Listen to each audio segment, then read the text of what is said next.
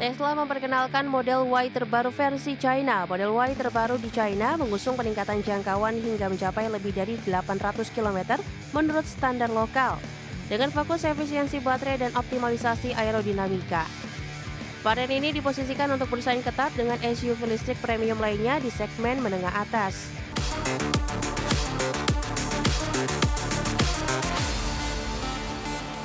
Perkenalkan Model Y terbaru versi China dengan peningkatan jarak tempuh dan fitur canggih menarik minat pembeli besar di pasar domestik. Ya, peluncuran ini menegaskan komitmen Tesla dalam memperluas dominasi SUV listrik di Asia.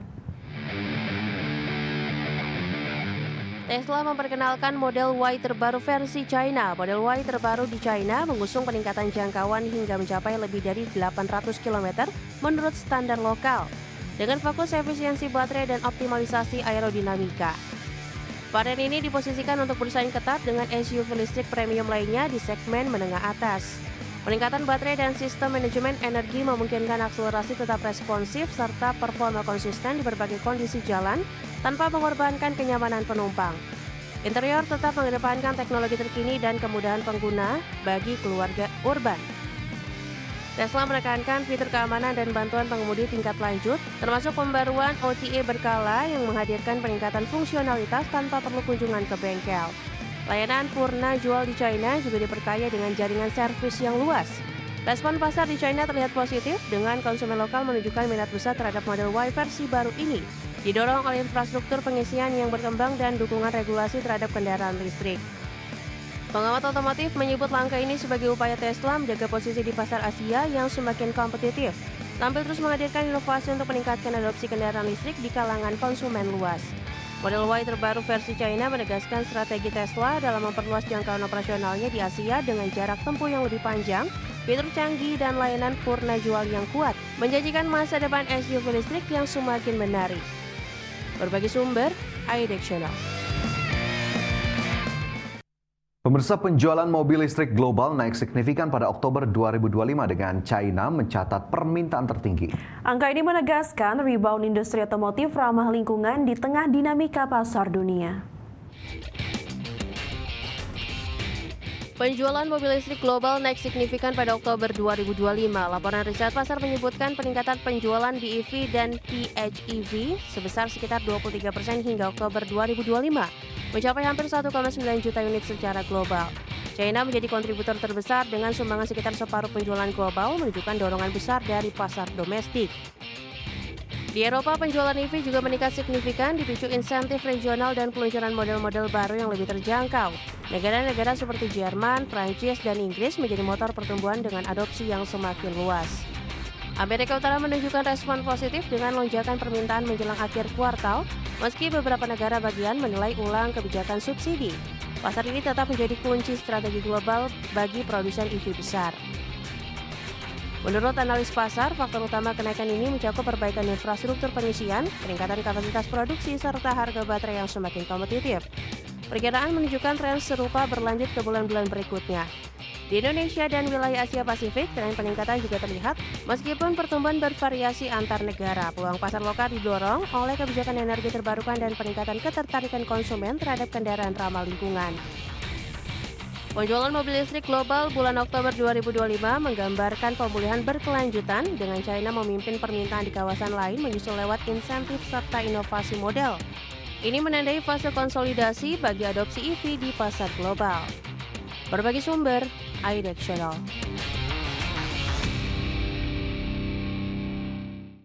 Pendiri sekaligus CEO Reddit, Steve Huffman, resmi masuk jajaran miliarder dunia setelah 2 dekade membangun platform diskusi daring tersebut. Lonjakan harga saham Reddit dan kinerja keuangan yang solid menjadi pendorong utama peningkatan kekayaan pribadi Huffman.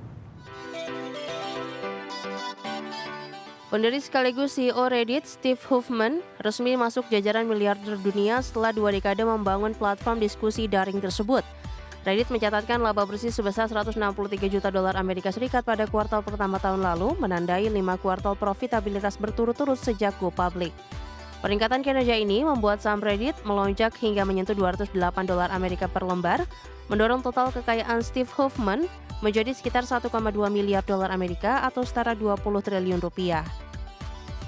Kinerja perusahaan yang terus membaik juga mencerminkan pertumbuhan bisnis iklan digital Reddit yang kini menjadi salah satu sumber pendapatan utama. Popularitas Reddit meningkat tajam dalam beberapa tahun terakhir seiring meningkatnya kepercayaan publik terhadap konten buatan pengguna di tengah maraknya bot dan iklan bersponsor di internet.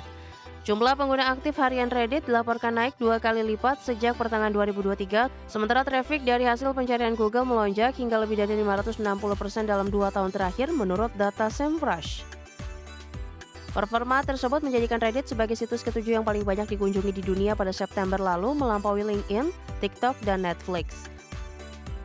Adapun Steve Huffman, yang kini berusia 41 tahun, merupakan salah satu pendiri awal Reddit, namun sempat melepas sahamnya pada 2006 sebelum kembali memimpin perusahaan pada 2015 untuk menyelamatkannya dari krisis manajemen. Sejak saat itu, ia mendapatkan paket kompensasi berbasis kinerja yang membuatnya menguasai sekitar 3,1 juta saham atau 2,3% kepemilikan perusahaan. Selain kepemilikan saham, kekayaan Huffman juga berasal dari opsi saham dan aset likuid senilai sekitar 190 juta dolar Amerika yang menjadikannya salah satu tokoh teknologi terkaya di dunia saat ini. Berbagai sumber, iDeck Channel. Microsoft akan menggelontorkan investasi besar lebih dari 10 miliar dolar Amerika atau sekitar 160 triliun rupiah di Portugal untuk memperluas infrastruktur kecerdasan buatan atau AI. Langkah ini menjadikan Portugal sebagai salah satu pusat teknologi terbesar di Eropa yang berfokus pada pengembangan AI berskala global. Microsoft akan menggelontorkan investasi besar lebih dari 10 miliar dolar Amerika Serikat atau sekitar 160 triliun rupiah di Portugal untuk memperluas infrastruktur kecerdasan buatan atau AI.